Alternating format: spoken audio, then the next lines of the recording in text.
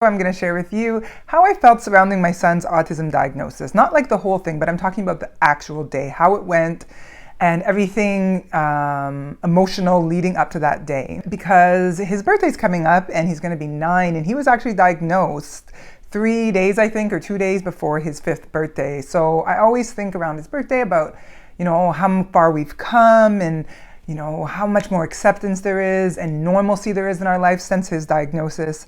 And I just wanted to share those thoughts and feelings with you in case some of you out there are going through that process now and looking to get your child diagnosed, or maybe even coming up to the date where you're going to sit down with the doctors and the professionals and they're going to tell you whether or not your child has an autism diagnosis.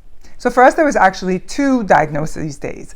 The first one was, like I said, in the US. We met with the doctor and she had me fill out a ton of paperwork. And in the days before, actually meeting with her, I was insane. Like these questions, it was literally like probably 300 questions about my pregnancy, his development, what he eats, what I ate. Like it was insane. It was a questionnaire, yes and no, yes, no, maybe, like literally hundreds of questions. And then she evaluated that paperwork and then she met with Shane a few times. The days leading up, like I said, were very stressful and very tiring for me. I was on an emotional roller coaster because I felt like I did not want my child to be autistic, but I also wanted to know what was happening to him like now. So I remember the day very clearly. We showed up to the doctor's office. I really dressed up and wanted to feel really confident and good. And after about 2 or 3 days of going into her office, her working a bit with Shane, asking me and his dad even more questions, she decided that she thought that it may just be a speech delay, that we should get him like a whole boatload of speech therapy and then have him reevaluated. At the time, I remember feeling like, that's not really an answer. Is he autistic or not? I think that really started to prepare me for the more in-depth multidisciplinary evaluation that we were going to have later, because I realized that it's not one thing. It's not like diagnosing other things. Autism is such a wide spectrum and it's not very obvious or specific. So her answer didn't exactly make me happy, but I did feel a sense of relief that he wasn't necessarily autistic, and that if he was autistic, she did say that he was going to, be what some people consider high functioning, or, I know that's offensive to some people, but I did feel like a little bit happy, but I was also disappointed because I was like, this isn't really an answer. So in the months following, we did get him a boatload of speech therapy and we put him in playgroups. And then eventually we did hear back from the multidisciplinary evaluation here in Canada, which again was amazing. Again, they had me fill out all this paperwork to really thoroughly understand where we were at, details on my pregnancy and everything leading up to me requesting a autism diagnosis or an autism evaluation. Shane met with a team of professionals. He met with childhood educators. He met with a whole bunch of occupational therapists. He met with some interns. He met with a child psychologist. He played with a child psychologist and myself and her intern. He played with just the child psychologist. And they basically took all that information and all the questionnaires together, and then they decided to just evaluate everything, and then they brought me into the office. Again, it was a few days before his birthday. I decided I needed to dress up and feel amazing because I wanted to be ready for whatever it was they were going to throw at me.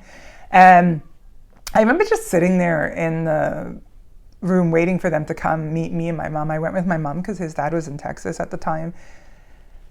And I remember feeling like, I just wanted this to be over. I needed to know exactly where we stood. That was it. I felt a little bit numb because I think deep down I knew he was autistic, but I still didn't want him to be, because I knew what that would mean for the rest of his life and how difficult it would be for him. And the idea of him having autism and having to face that made me really sad. But then at the same time, I was like, we just need to move forward. And, she came in and I had like a billion questions, and she explained each individual discipline and how they evaluated Shane based on that. And it took her about 5 minutes, and she said, so we have come to the conclusion that your son has autism.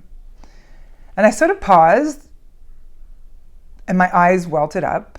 It was a sad but happy moment, because I realized, like, at least we have answers. We know why he's not talking as much. We know why he's still hitting all the kids in his class. And I took a big deep breath and I just started asking questions. well, what do I do from here? And honestly, the center that we had him evaluated at was amazing. Most of my questions, she had pamphlets and paperwork to give to me.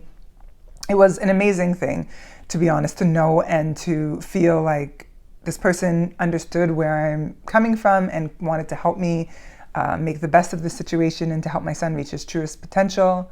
And as much as I was sad and feeling lonely, because again, Shane's dad wasn't there and my mom was there, which was amazing, but I just wanted his dad there for some reason. We weren't even dating at the time, but I remember feeling like I wanted him there. And it was a really sort of foreign moment because Shane was like playing with one of the educators in another room while we got the diagnosis. And I remember they brought him in and I was kind of like looking at him and I almost looked at him a little bit differently, like not in a bad way, but I was like, okay, now we know what we're doing. I felt like I just wanted to hug him and let him know that I was going to do everything I possibly could to help him. And that as much as this is going to change a lot for us, I didn't want it to change a lot of things.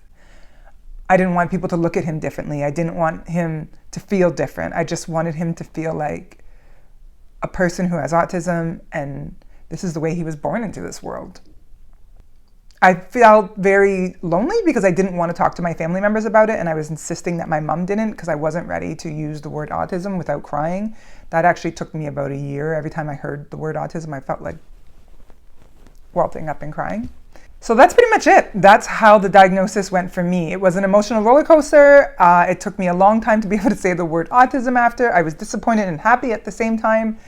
But diagnosis day was the day I became an autism mom. And many, many reasons I'm grateful for that. And to this day, I know that every emotion that I felt during that time, whether it was anger, frustration, disappointment, was okay because I needed to process that. Today, I'm a very proud autism mom and nothing will ever change that. And that's why I make these videos, because I know that other moms are going through it too. And it's okay to be sad and angry and frustrated at the diagnosis. You just have to take that energy and channel it into being able to help your child. Take a moment for yourself to feel sad, angry, frustrated, pissed off, like fuck autism, and then, get to it. Figure out how you're going to help your child and how you're going to love them and let them know that it's okay to be autistic in this world. When 1 in 60 something kids are diagnosed with it, they're not alone. If you're interested in hearing even more details about all the signs that led us up to our autism diagnosis, I will link the video below for you where I go over the early signs of autism in my son and how we initially just thought he had a speech delay and then eventually found out he had autism. Thank you so much for watching. If you like this video, please share it with somebody that you think it could help. Better yet, why not subscribe to find out what I'm going to post next?